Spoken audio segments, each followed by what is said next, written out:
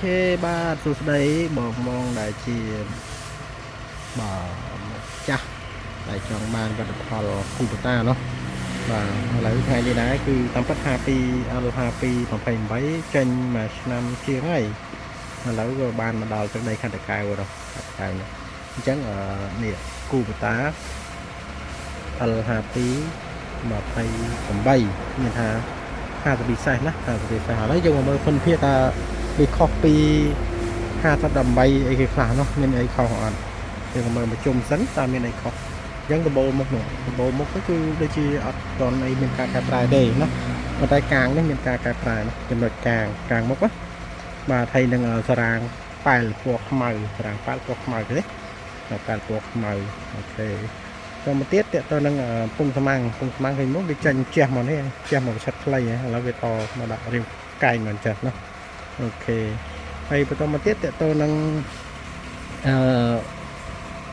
នេះការពារសារ៉ាងក្បាំងការពារសារ៉ាងនោះឃើញមានមកដល់បិទដល់កន្លែងចុងរូទីលតែម្ដងហើយរូទីលនេះជាប្រភេទរូទីលដែលអាចបាញ់ខ្លាញ់គោបានណាអូខេយើងបន្តមើលទៀតផ្នែកខាងឆ្វេងខាងលើនេះគឺវាអត់មានការផ្លាស់ប្ដូរទេដូចគ្នាកន្លែងនេះណាអូខេណាទៅបន្តទៀតយើងចំណុចខុសគ្នាតិចខ្ញុំនឹងបង្ហាញទៀតហើយយើងមើលគិនសិនបាទចំណែកកៅអីមានការផ្លាស់ប្ដូរវាធំនឹងតលាជាងមុនបាទហើយចំណែកខ្សែក្បាត់នេះគឺមានដូចដើមពីមុនគឺមានដូចគ្នាណាអូខេហើយកន្លែងនេះកន្លែងដងលេខសាយដៅឬក៏លេខ high low វាហ្នឹងបាទនេះគឺប៉ុងមុខណាប៉ុងមុខកន្លែងនេះគឺលុកខាងក្រោយទម្លាក់នឹងលុកណាអូខេនេះលេខ4លេខ1លេខ2លេខ3លេខ4នៅទីហ្នឹងដដែលបាទឥឡូវไปដែលយើងសង្កេតឃើញគឺកន្លែងតលាយងាយស្រួលជាងដាក់ជើងណាតលាយកន្លែងតលាយបាទហើយកន្លែងនេះលេខគេហៅ shutter ឬ shutter ហ្នឹងឬលេខទៅមុខទៅក្រោយទៅលើដៃចង្កូតដែលមាននៅ L58 ក៏មានដែរណាដូចគ្នាកន្លែងនេះអូខេតទៅមកទៀតគឺផ្នែកខាងក្រោយគឺអត់មានការផ្លាស់ប្ដូរទេនៅដដែលផ្នែកខាងក្រោយណាផ្នែកក្រោយនៅដដែលគឺដងអាចនៅដដែលកដាលដដែលសងខាងដដែលអូខេហើយចាក់ប្រេងវាអត់មានអីផ្លាស់ប្ដូរទេអូខេមកទៀតតទៅនឹងកន្លែងដាក់ឧបករណ៍និងសម្ភារៈតិចតួចមានដបទឹកមានអីចឹងណាហើយមានដូចសាកទូរស័ព្ទផងដែរនៅកន្លែងហ្នឹងណាដូចសាកទូរស័ព្ទនៅក្នុងទីយើងនឹងឡើងមើលអូខេទៅខាងនេះដងប៉ែលណាប៉ែលមកហើយនេះគឺទម្លាក់ផាលណាទម្លាក់ផាលហើយនេះ PTO ណាពណ៌លឿង PTO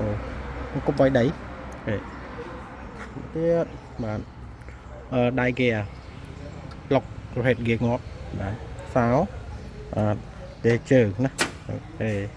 តម្រងម៉ាសុតនៅទីតាំងដដែលទាំងពីរតម្រងស្ទាក់ទឹកនិងតម្រងដែកនឹងផងដែរបាទហើយម៉ាស៊ីនមកវាទូតលាយណាប៉ុណ្្នឹងគ្នាគាត់ថាវាអង្កលមកតិចតលាយខាងមុខតលាយណាគេតលាយខាងមុខណែស្អំមិននៅក្នុងដូចគ្នា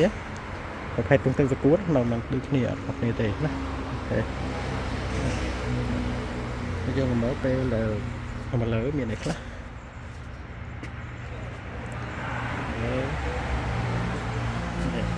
នេះ Synchro Structure Synchronization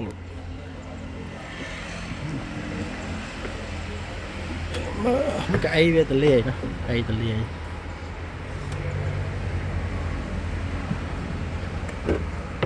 បាទនេះដូចសាកទូរស័ព្ទ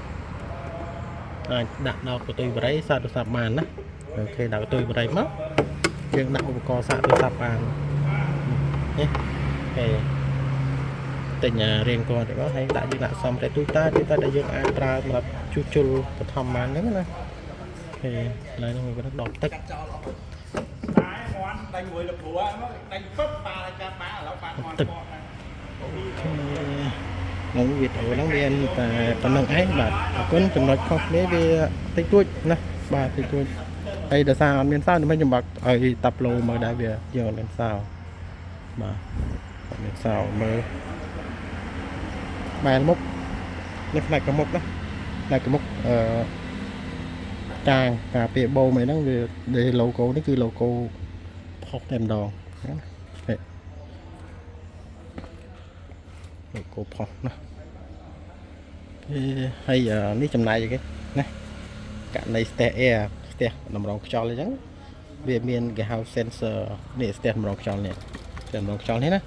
ខ្យល់ក្នុងក្តារហ្នឹងវាបញ្ជូនសញ្ញាទៅលើតាប់ឡូកន្លែងនេះណាពីមុនវាអត់មានវាមានអាស្អីគេដូចជាកាអ៊ូមួយឥឡូវមានប្រភេទជា sensor ដើម្បីបញ្ជូនសញ្ញាទៅលើតាប់ឡូថាមានន័យថាស្ទះតម្រងហើយតម្រងខ្យល់ដែលបង្ហាញទិន្នន័យទៅលើអេក្រង់បង្ហាញផលនេះតែម្ដងអញ្ចឹងណាអេក្រង់នៅលើហ្នឹងហើយអេក្រង់បង្ហាញផលហ្នឹងគឺមកវត្តដូចគ្នាគាត់ថាវាថែមតួនាទីមួយទៀតគឺតួនាទីករណីស្ទះតម្រងខ្យល់ណាស្ទះតម្រងខ្យល់នេះអូខេអរគុណបាទជម្រាបលាចំពោះយើងមានវីដេអូថ្មីបង្ហាញទាំងអស់គ្នាបន្តទៀតបាទសូមអរគុណ